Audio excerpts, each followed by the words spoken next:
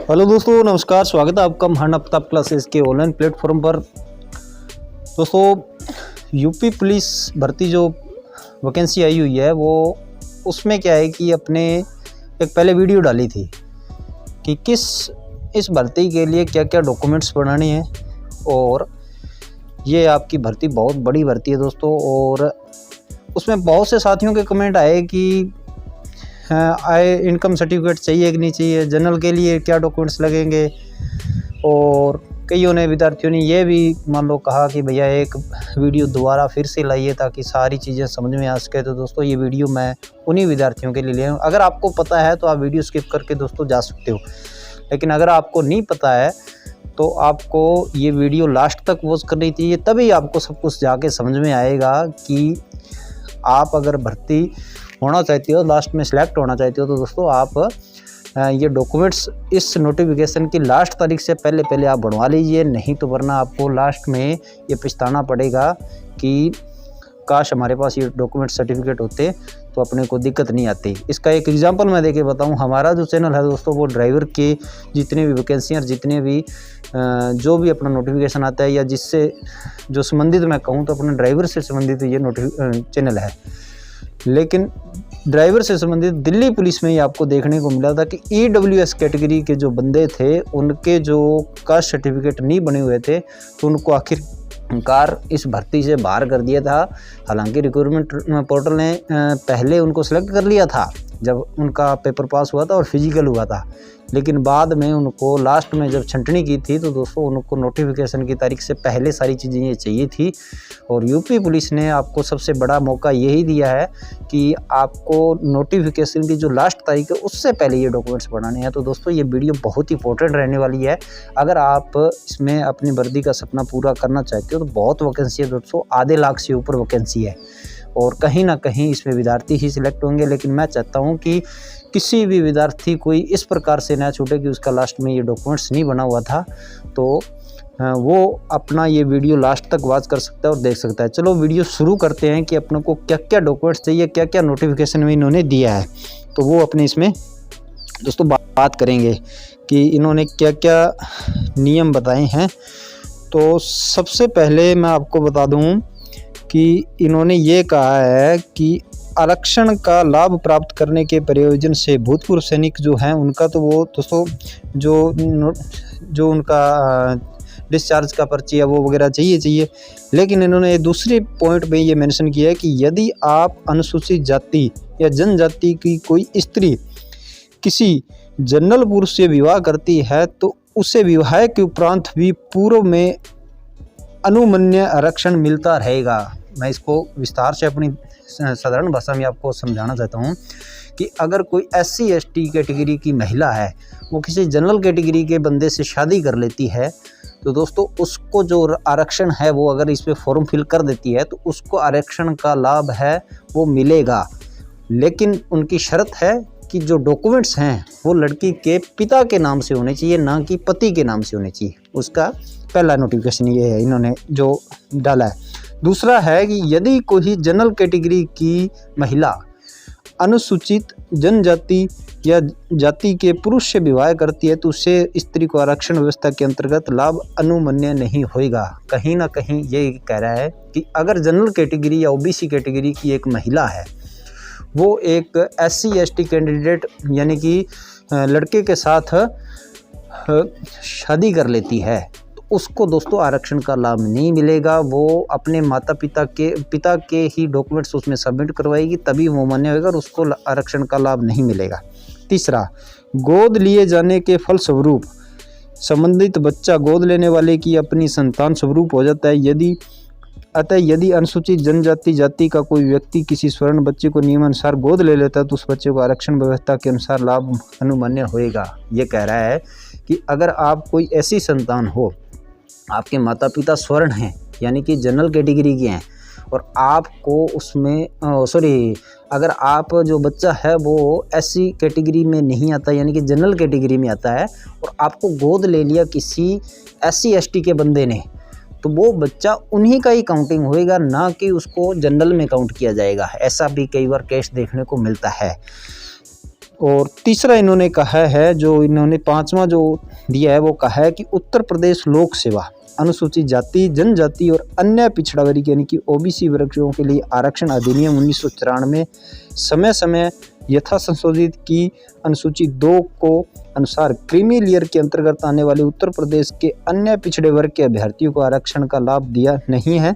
अन्य पिछड़ा वर्ग के लिए जाति प्रमाण पत्र प्रारूप नंबर 1 अप्रैल 2023 तथा उसके बाद का किंतु इस भर्ती हेतु निर्धारित आवेदन की अंतिम तिथि तक निर्गत होना चाहिए।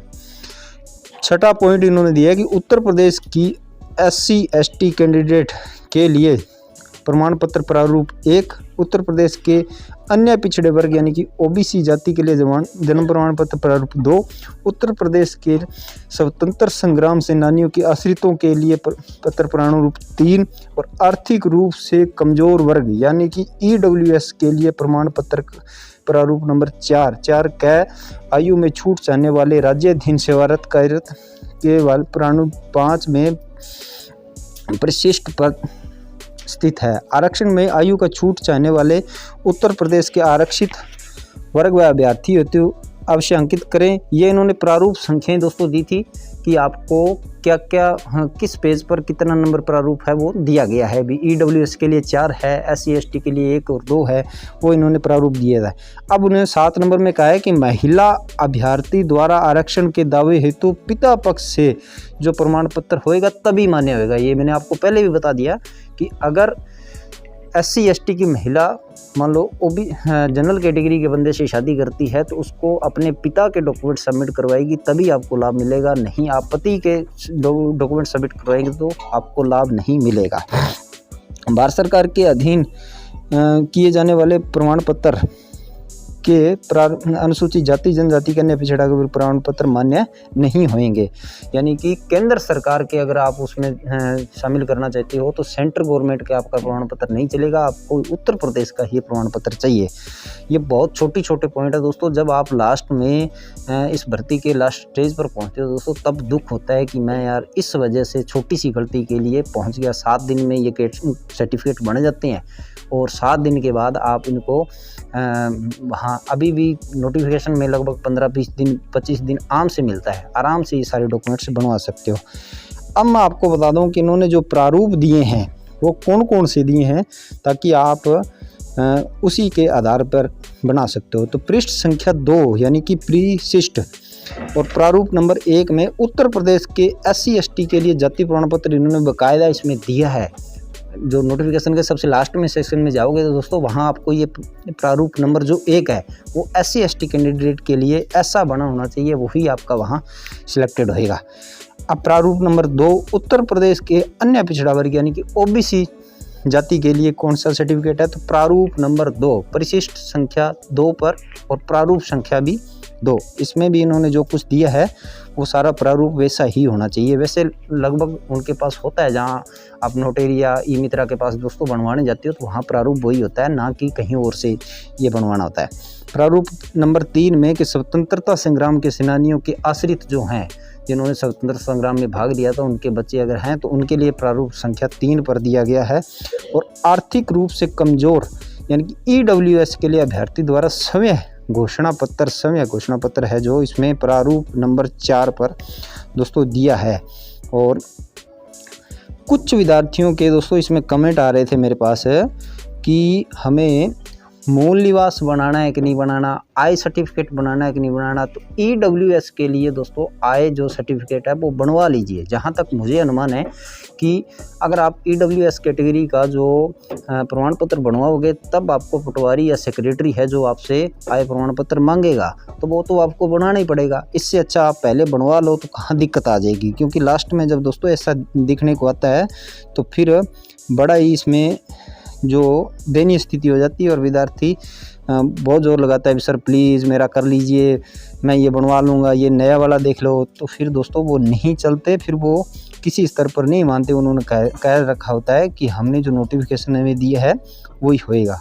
अब इन्होंने एक चीज़ मैं और इसमें बता दूँ कि इन्होंने बाकायदा ये कहा है, इसमें मैंने अभी थोड़ी देर पहले पढ़ा था कि आरक्षण की दावेदारी के समर्थन में संबंधित मूल प्रमाण पत्र अभिलेखों की समीक्षा के प्रस्तुत न किए जाने पर अवधारणा की जाएगी अभ्यर्थी को दावेदार नहीं और तदनुसार यह दावेदारी निरस्त की दी जाएगी। उन्होंने बाकायदा कहा है भी हम निरस्त मानेंगे, ठीक है।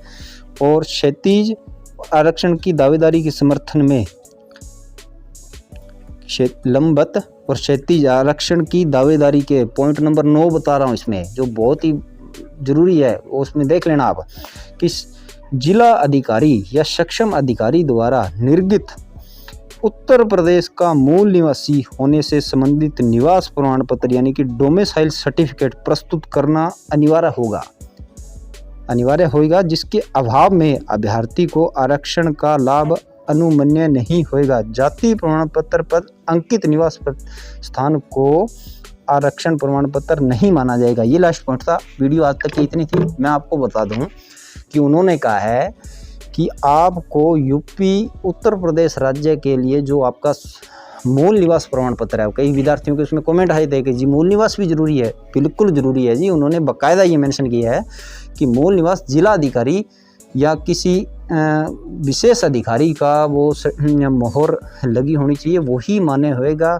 क्या होता है कि अपने सर्टिफिकेट जो बनवाते हैं ना दोस्तों, उसमें भी आपको जो मूल है वो स्थान है, नाम जगह का स्थान है, वो दिया होता है, वो मान्य नहीं होएगा। इन्होंने बाकायदा ये कहा है। तो आज के दोस्तों ये वीडियो इतनी थी।